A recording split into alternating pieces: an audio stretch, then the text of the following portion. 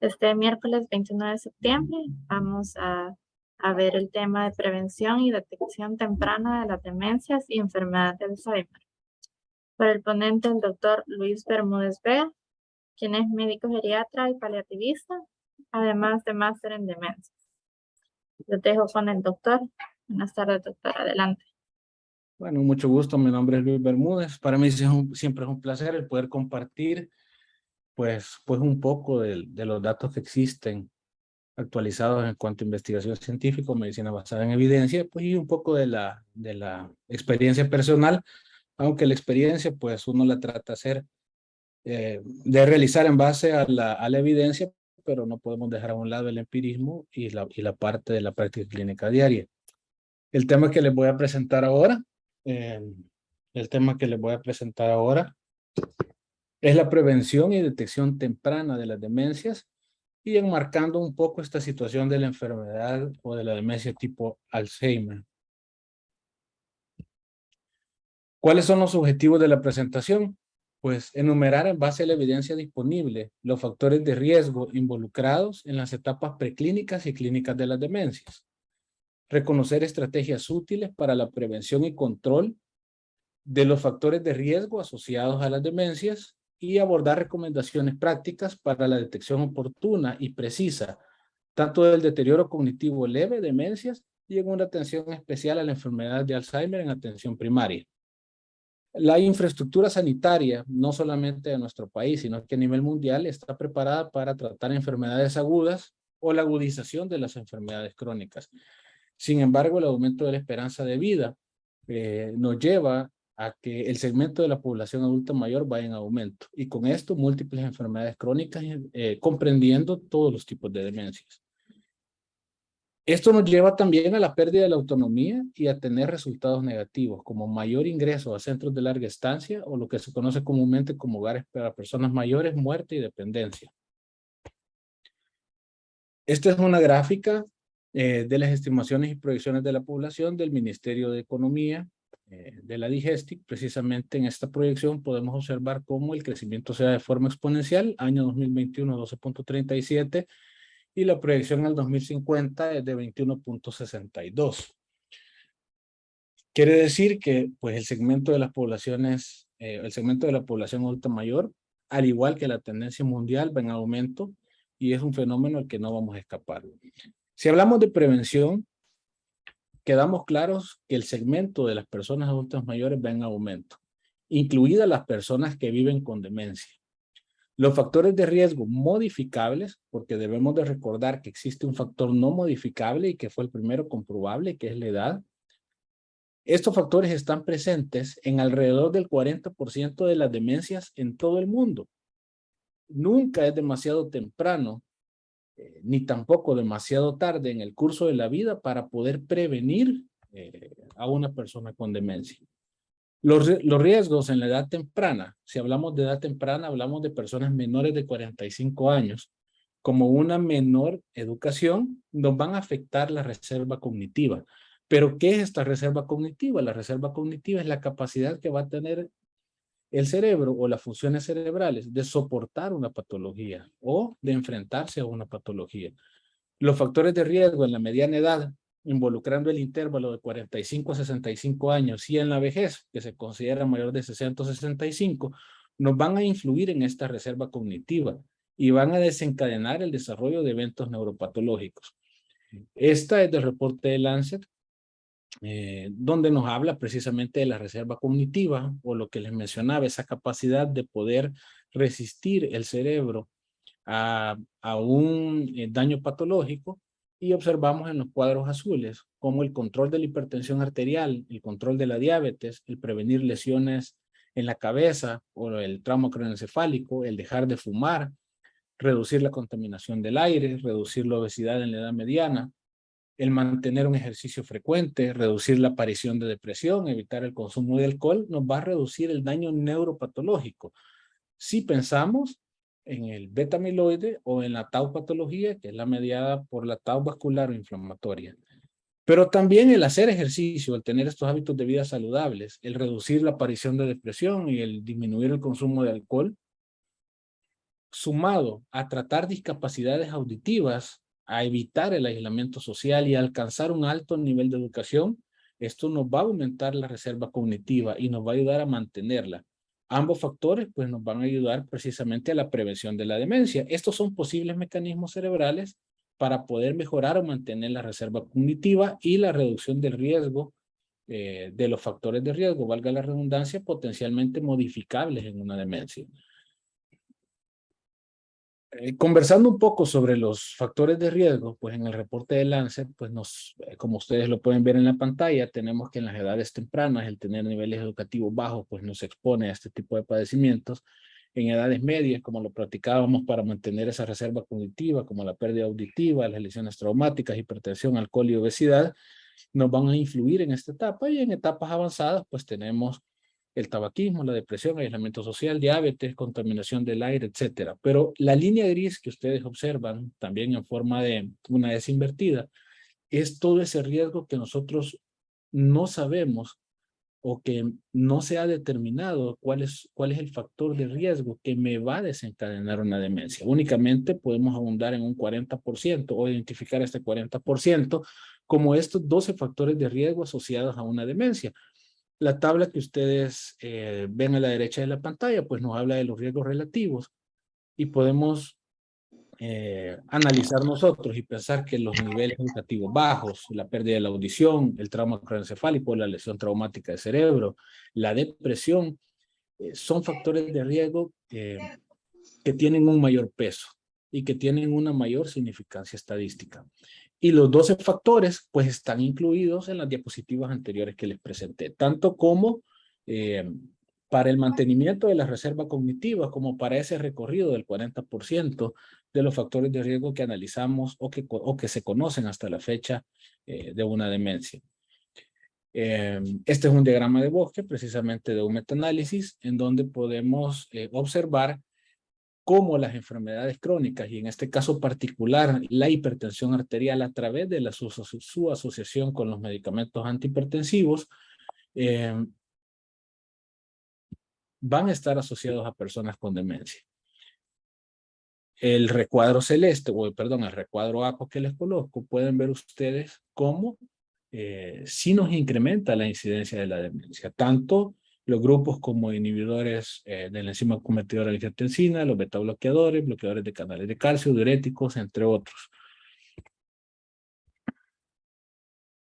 Este estudio pues involucró involucró 3.696 personas, 42.8% hombres con una edad media de 73.4, eran personas mayores sin demencia de la comunidad y que no estaban insertos en un centro de larga estancia.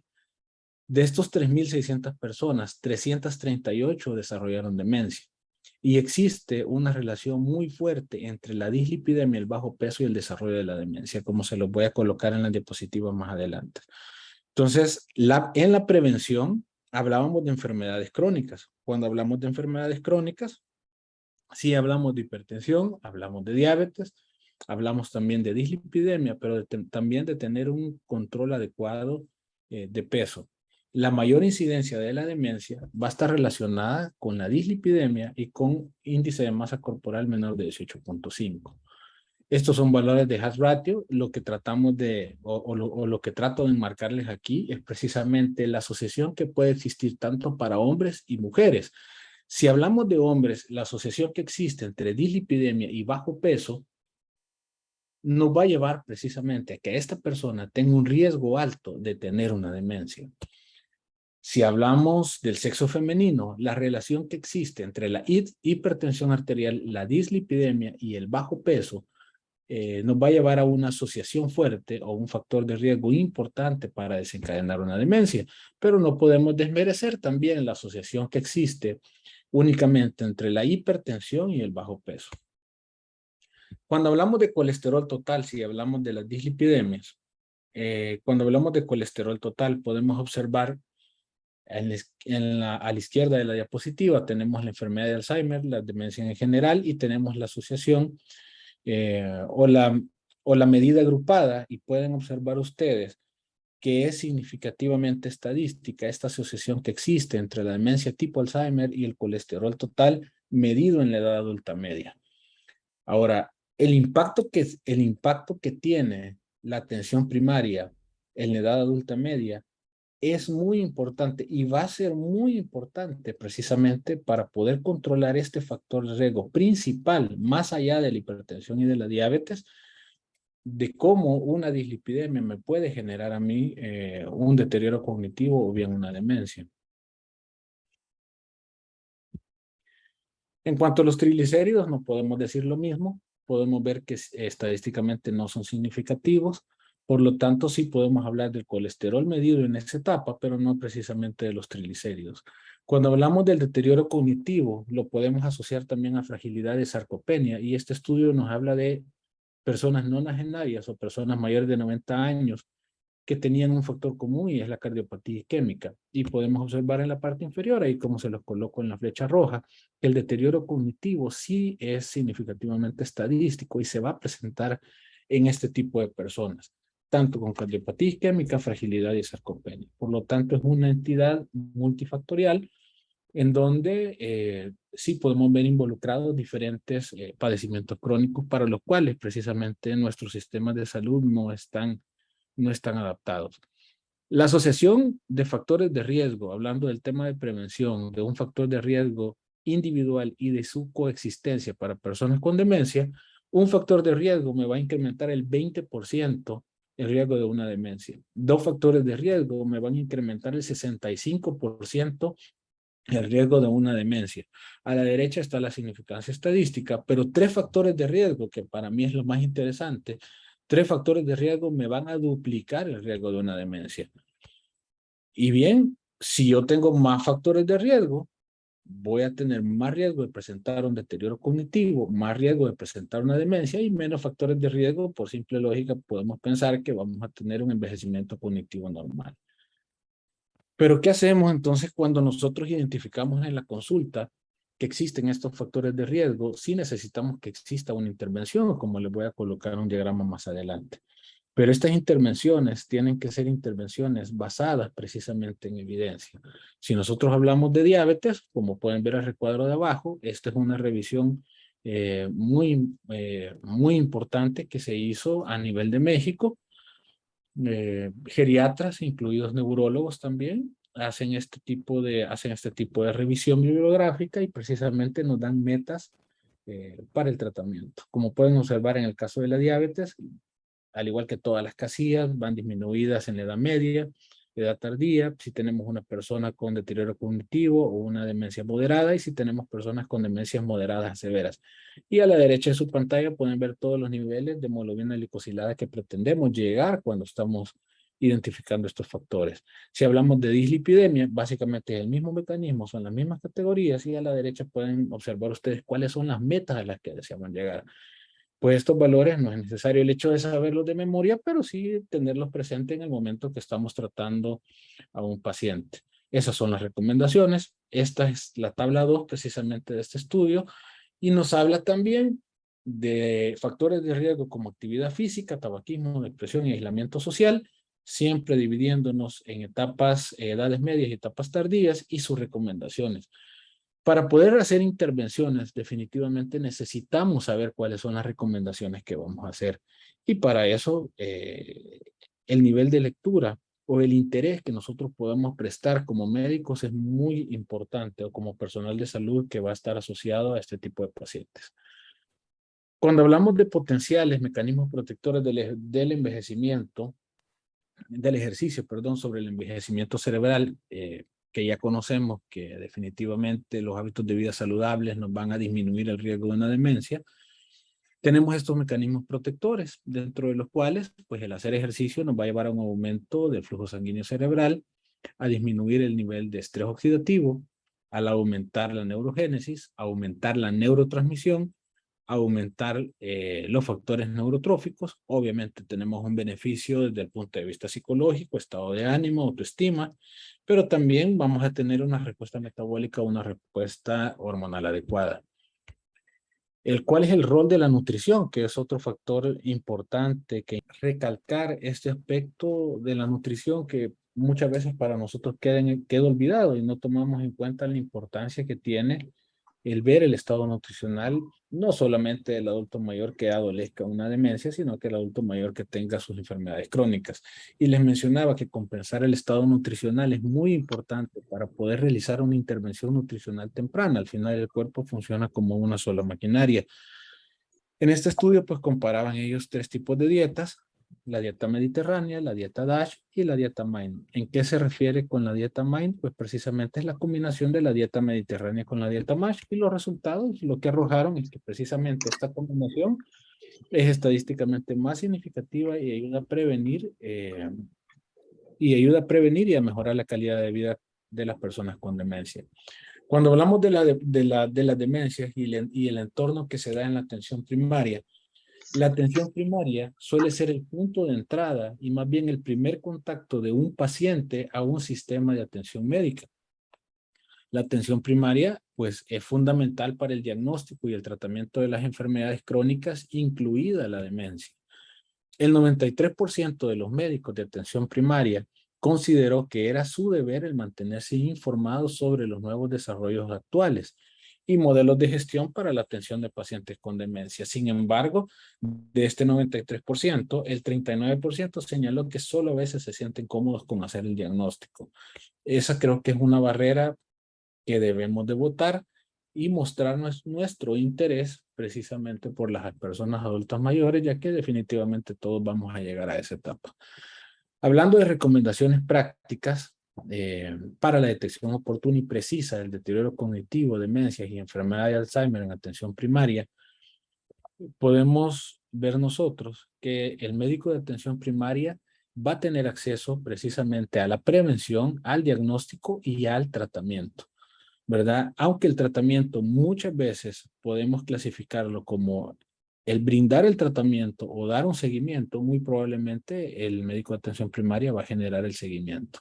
Si hablamos de prevención, hemos platicado mucho sobre los factores de riesgo, que inclusive hablamos de 12 factores de riesgo que están debidamente identificados. Si hablamos de diagnóstico, pues más adelante les voy a colocar unas tablas donde traté de resumir la información sobre cuáles son los test o qué herramientas nos pueden servir. Hablando de exámenes de laboratorio, sabemos que debemos dejar una batería completa que nos incluya niveles de vitaminas como niveles de vitamina B12, niveles de vitamina D. Muy importante el calcio, muy importante medir también la TSH, precisamente para descartar qué otras causas me pueden estar generando a mí el tema de el deterioro cognitivo o la demencia, o cuáles pueden ser o cuál puede ser el disparador para que la persona esté descontrolada. Y dentro de los exámenes de gabinete, esto es bastante discutible porque podemos observar nosotros personas que tengan tomografías o resonancias sin ningún cambio o cambios esperados para la edad, pero la tenemos completamente sintomática. Y también pues ya tenemos disponible el PET y el SPECT aquí en el país, pero su uso queda a discreción de cada profesional porque es la relación costo-beneficio. Ahora bien, en cuanto a tratamiento, si hablamos de atención primaria, va a ser muy importante reconocer el momento en el que se debe de referir hacia el especialista. Hablando de atención primaria, en cuanto a la clínica, la intervención se da desde el punto de vista prevención y diagnóstico. Y el acceso al que se tiene es precisamente al poder monitorear, escudriñar factores de riesgo, dejar exámenes de laboratorio, hacer las pruebas o los test y los exámenes de gabinete para poder generar una referencia, y en todo este recuadro amarillo es donde se ve involucrado pues, el médico de atención primaria.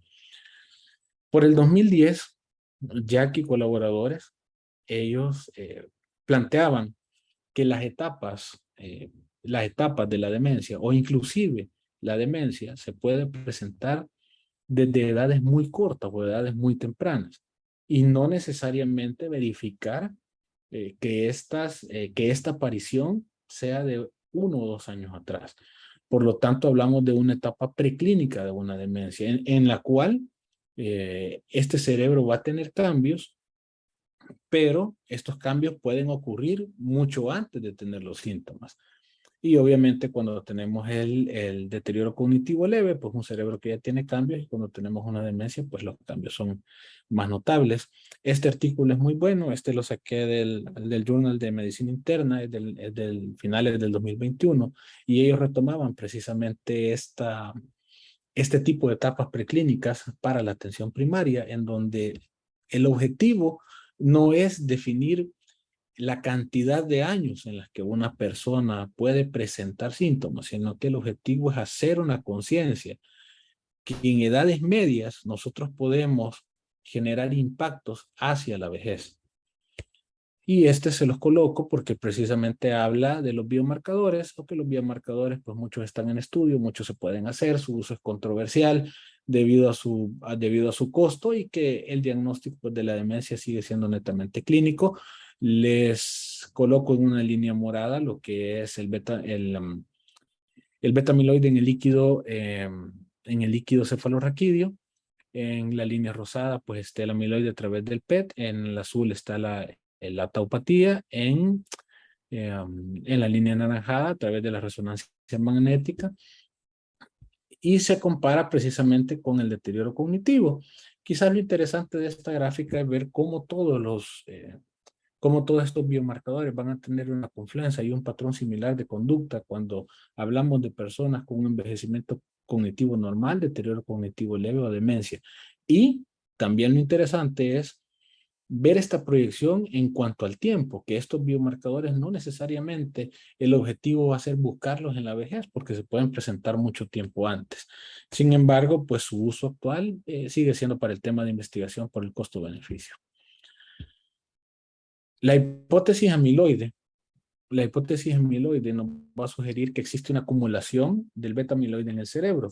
Esto va a resultar precisamente de un desequilibrio entre la producción y la eliminación de los péptidos de beta amiloide. Es un factor de inicio temprano en la enfermedad de Alzheimer y que va a estar presente durante la etapa asintomática de la enfermedad. Por eso les colocaba la gráfica anterior. Los biomarcadores van a estar presentes mucho tiempo atrás.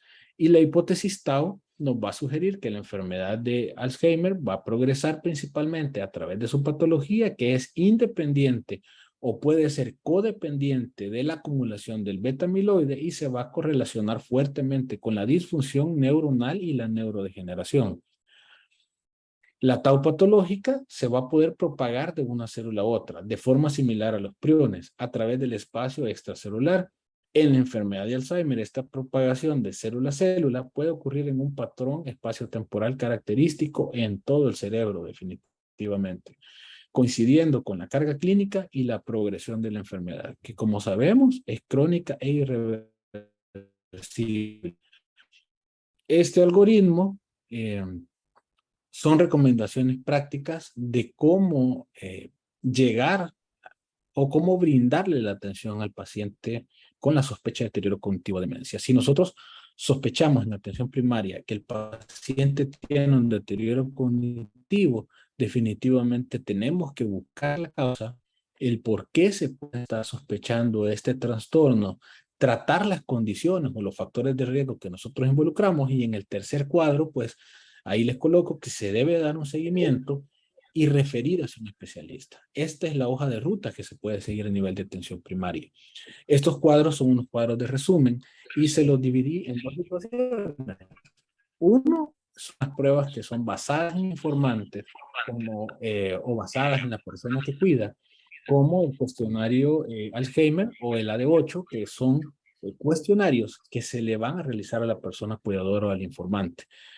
Y también están los cuestionarios basados en los pacientes, como el MIS, como el MOCA, como el MINICOG o como el cuestionario de la Universidad de San Luis.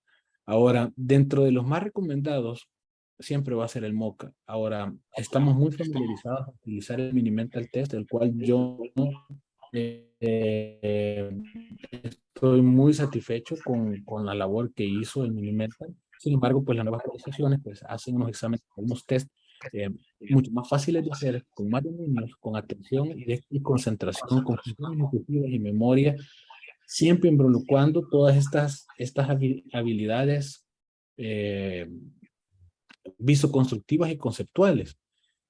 El MOCA es el que más soporte científico tiene para poderlo realizar. Su tiempo, pues es un tiempo corto. Casi todas estas pruebas pues dependerán de cuánto el profesional esté familiarizado con su desarrollo. Pero si algo podemos hablar importante de estos cuadros, más allá de las características o de la breve descripción o cómo se interpreta, es el hecho de familiarizarse con uno, con el más recomendable y hacerlo. Entre más veces nosotros lo hagamos con nuestros pacientes, el test va a ser mucho más rápido y más sencillo y con una mayor relevancia para poder atender a nuestros pacientes. Esta esfera que les pongo acá es el Pipeline 2022 del desarrollo de fármacos para la enfermedad de Alzheimer. Esta es un estudio, o esta revelación fue durante este año. Sí les enmarco los estudios de fase 3, pero les quiero hacer una aclaración. El aducanumab, que es el estudio fase 3, perdón, o que es el fármaco llamado anticuerpo monoclonal, ahí se los coloco en el recuadro grande, que es el fármaco fase 3, pues sí fue aprobado por la FDA a mediados de junio del año pasado. Sin embargo, cabe recordar que la FDA sí ha aprobado su uso, pero ha restringido su uso. Y en el caso de la EMA, que es la Agencia Europea de Medicamentos, definitivamente ellos en diciembre del año pasado rechazaron el uso del aducanumab, porque precisamente ellos observaban que existía un mayor riesgo que beneficio de utilizarlo. El riesgo principal que identificaron fue el sangramiento a nivel cerebral. Por lo tanto, el medicamento pues todavía necesita mucho más estudio, necesitará mucho más soporte para poder llegar a la conclusión que sí sea un medicamento beneficioso y pertenece al grupo de modificadores de la enfermedad. Entonces es muy prometedor, pero yo creería que hasta el día de ahora quedamos siempre con los medicamentos que todos conocemos, como la memantina, el donepezil, la ribastigmina, la galantamina, entre otros, la aciticolina inclusive, que los italianos le empezaron o promovieron mucho el uso de la somacina. Pero en cuanto al uso de los medicamentos fase 3 o al uso del aducanumab, que se puso, entre comillas, de moda a finales del año pasado, a mediados y finales del año pasado, esa es la realidad por la cual todavía se ha suspendido. Entonces el Pipeline 2022 yo creo que quedaría todavía, sí, brindándonos mucha información, pero con una deuda muy grande desde el punto de vista que necesitamos nosotros para modificar la enfermedad. Porque hasta el momento solo podemos ralentizar un proceso. ¿Cuáles son las conclusiones de esta plática o de esta conversación que hemos tenido? Es que el potencial de la prevención definitivamente es alto y tiene un impacto mayor en los países de bajo y medio ingreso. Va a ser la medida más económica siempre. Y en países como el nuestro, esto es algo fundamental. La relación entre los factores de riesgo coexistentes que incluyen la dislipidemia y el riesgo de deterioro cognitivo y demencia es muy consistente. El mayor número de factores de riesgo se asocia con peores resultados cognitivos. Separar los factores de riesgo pues va a ser difícil por la superposición que se da en las personas mayores o esa confluencia de enfermedades crónicas. De lo más importante es que debemos de estar conscientes de la necesidad en capacitación para la detección, diagnóstico y cuidado de las demencias y enfermedad de Alzheimer. Las épocas en donde el médico podía conocer toda la situación o se creía de forma errada que el médico conocía toda la historia natural de la enfermedad, tratamiento, complicaciones, etcétera, es una época que ya pasó. Si nosotros queremos tener un buen resultado, debemos de trabajar en equipo y ser piezas claves, tanto con neurólogos, psiquiatras, cardiólogos o la especialidad que se necesite, si lo que nosotros realmente buscamos es la calidad de vida del paciente. Si se busca un beneficio económico, pues entonces vamos a buscar traerlo a la consulta casi todos los días. Estos desafíos que yo les he planteado o estas situaciones de las que hemos platicado se reflejan claramente en la práctica clínica, ya que muchos estudios sugieren que muchos casos de la demencia y muchos casos de la enfermedad de Alzheimer no se reconocen ni se diagnostican con años. inclusive después del inicio de los síntomas. Y este es un llamado de atención a la concientización que todos vamos a llegar a ser personas mayores. Y si queremos generar un cambio o generar una expectativa de vida buena para nosotros, tenemos que empezar con nuestros semejantes y tratarlos bien. Bueno, muchas gracias. Mi nombre es Luis Bermúdez, estos son mis contactos y siempre es un gusto poder platicar sobre el tema de demencias o cualquier otro tema que involucre la parte de geriatría. Buenas tardes, doctor Bermúdez. Hola doctora, ¿qué tal? ¿Cómo está? Mucho gusto. Buenas tardes, muchas gracias. Lastimosamente yo me pude incorporar tarde a la conferencia. Pues gracias, la verdad que entre sus posiciones usted lo menciona, ¿verdad? Pocos que hacen un diagnóstico temprano de la demencia porque realmente no lo buscamos, o la peor parte es porque mantenemos estos pensamientos de edadismo que por el solo hecho de tener cierta edad, tenemos que tener los problemas de memoria. Y ya el lunes lo hablábamos con todas las personas presentes en el chat sobre las alteraciones conductuales que lamentablemente ya son la etapa moderada severa de la enfermedad y hasta ahí lo diagnosticamos. Para el primer contacto, ¿usted sugiere siempre que hagamos el mini-mental o tendríamos que, según la normativa que ya lanzó el Ministerio de Salud, podríamos todavía aumentar otra escala? ¿O en qué momento, que también fue alguna pregunta del chat de la vez anterior, o en qué momento, si yo veo que el mini-mental está alterado o antes del mini-mental, podría yo referir esta persona con sospecha de demencia para hacer una mejor valoración? Sí, fíjese doctora que, bueno, realmente el Mini-Mental, yo creo que el Mini-Mental pues vino a cumplir su función, porque el Mini-Mental es una herramienta que es muy conocida, yo creo que es muy asertiva. Sin embargo, basado en las recomendaciones o en la última evidencia, pues tendríamos que realizar todos el test de Moca. Realmente el test de Moca no es, no es consume un poquito más de tiempo que que el test de Mini-Mental porque tenemos que desafiar un poco a la persona en el que tiene que hacer también la parte de recuerdo diferido y tiene un poquito más de dificultad para el paciente. Sin embargo, con el test de Moca, como todos los demás test, llámese Minicoc,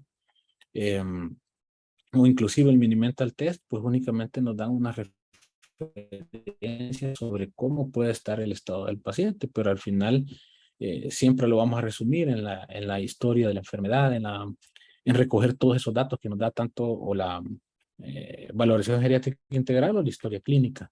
Pero al final yo creería que si se puede recomendar uno, tendría que ser el test de Moca y desde mi punto de vista es suficiente, ¿verdad? Para tener un buen test o un buen test, una buena historia clínica, un buen examen físico nos puede generar también un buen resultado o una buena proyección hacia qué exámenes de laboratorio o de gabinete yo debo de dirigir,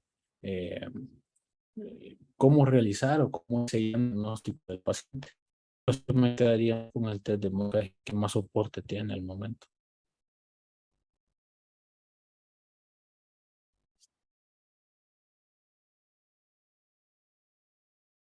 Julio Garay pregunta, ¿el caso más joven que usted conoce con Alzheimer o demencia ha sido de qué edad?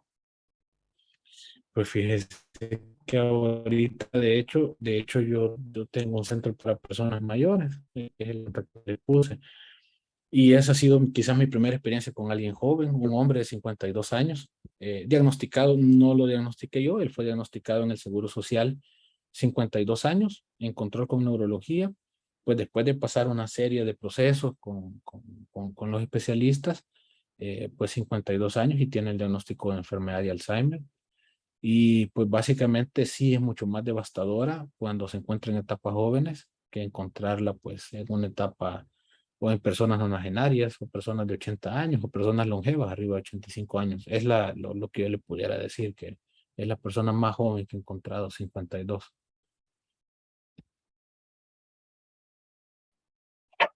Gracias. Reina Coca también nos dice, gracias, excelente ponencia. Solo que en la cartera de servicios de hospitales de segundo nivel deberíamos tener un área para tratar a estos pacientes, darles prioridad o buscar esos casos porque después de la pandemia muchos de nuestros mayores se rehúsan a venir a los hospitales a pasar consulta. Sienten temor. Sí. Yasmin Delgado dice, buenas tardes, ¿cuánto es el tiempo promedio sugerido para aplicar el tamizaje en el primer nivel de atención, considerando la demanda de atención en los establecimientos?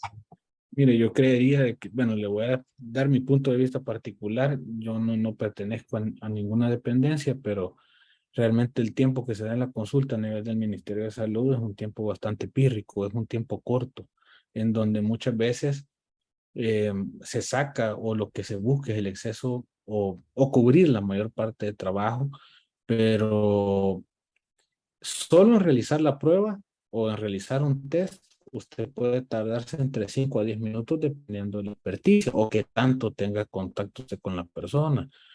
Pero realmente la persona en su contexto va más allá, ¿verdad? Yo creería que siendo idealista le pudiera decir que se necesita alrededor de 1 hora para poder evaluar a una persona en todas sus esferas, pero los tiempos limitados de consulta, llámese 15 o 25, yo creo que nos quedan debiendo mucho. Gracias, doctor.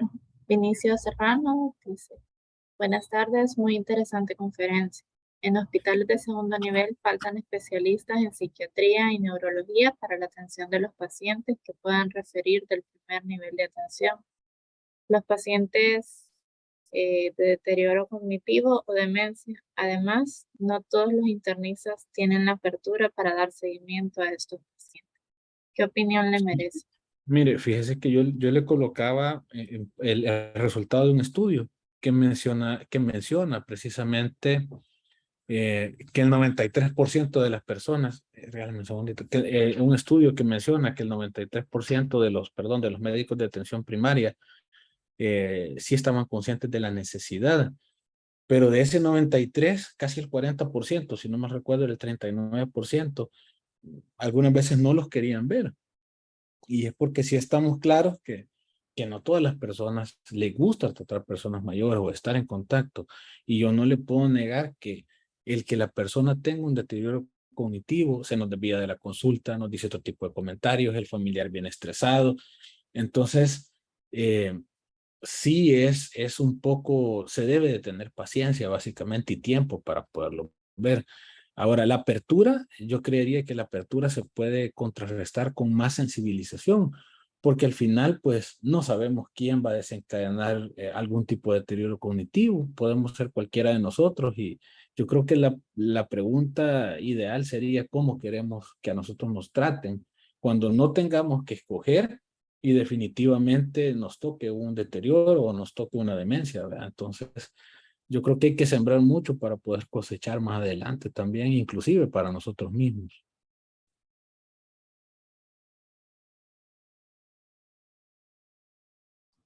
Muchas gracias. Karen Meléndez dice, excelente ponencia, doctor.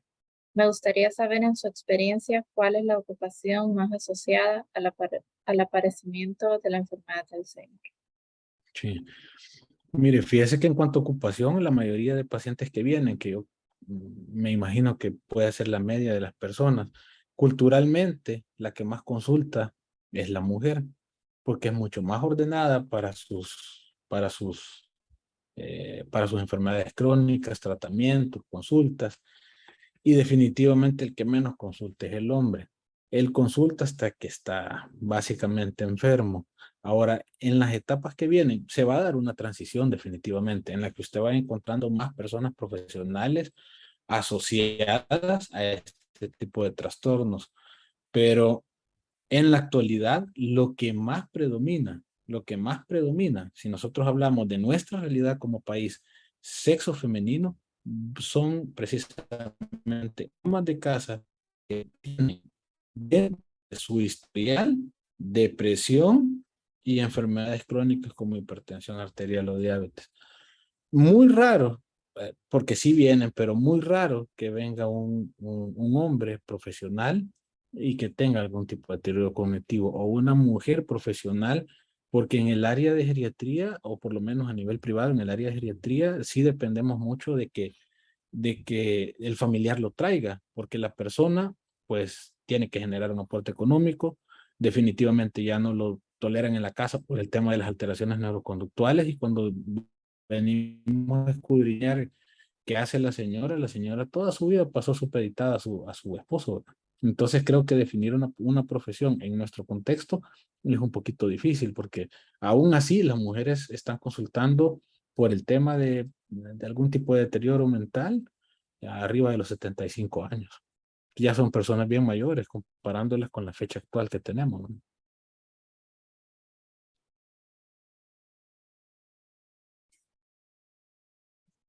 Margarita Hernández dice, a nivel del Sistema Nacional de Salud, el Minimental está integrado en la normativa de atención integral a la persona adulta mayor.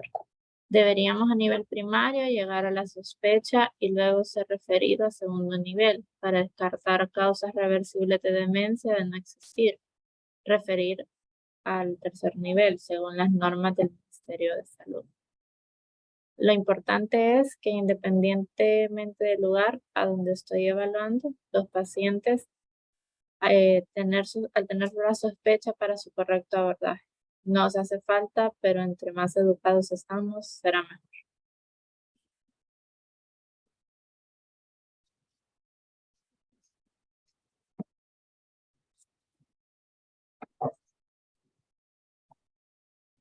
Y Reina Coca también dice, en el hospital de Zacatecoluca teníamos un neurólogo, pero lo trasladaron a una unidad de primer nivel. ¿Qué posibilidades existen para que este médico especialista esté en el segundo nivel?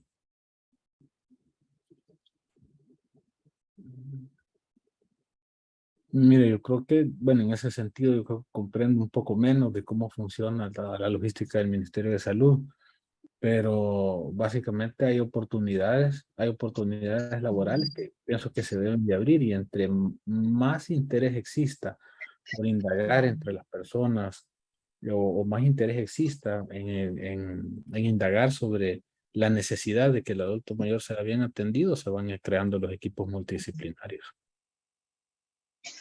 Doctora Margarita tiene levantada la mano. Sí, aunando a lo que se acaba de terminar de decir, doctor, realmente, y resulta que cuando ya nos enfrentamos a la realidad, no solamente tenemos pacientes adultos mayores, sino que además también estamos teniendo problemas en nuestras familias. Entonces la importancia, creo, de todas estas conferencias es que sepamos cuál es el problema, que lo analicemos, que busquemos y que busquemos la ayuda en las instituciones o en los lugares a donde pueda dársele atención a los pacientes con demencia. Correcto.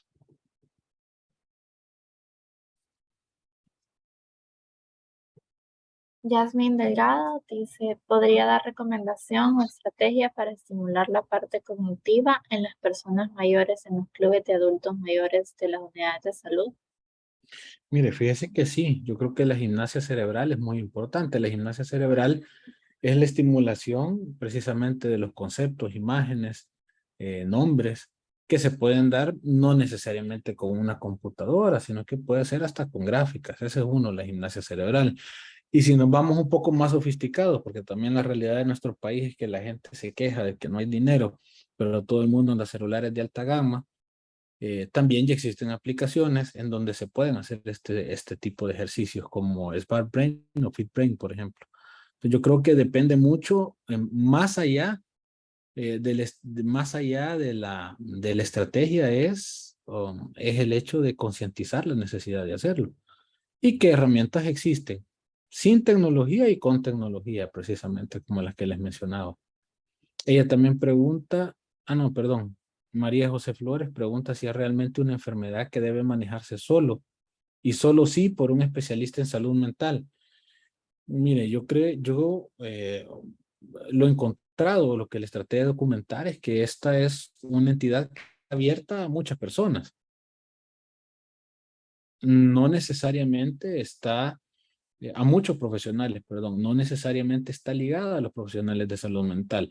Tanto así que involucra o la información está basada en la atención primaria, en donde se brinden las herramientas para poder hacer el diagnóstico, para poder, perdón, identificar, hacer el diagnóstico y referir hacia el especialista. Y el diagrama regresa o retorna a que en la atención primaria se debe dar un seguimiento para no sobrecargar el sistema de salud.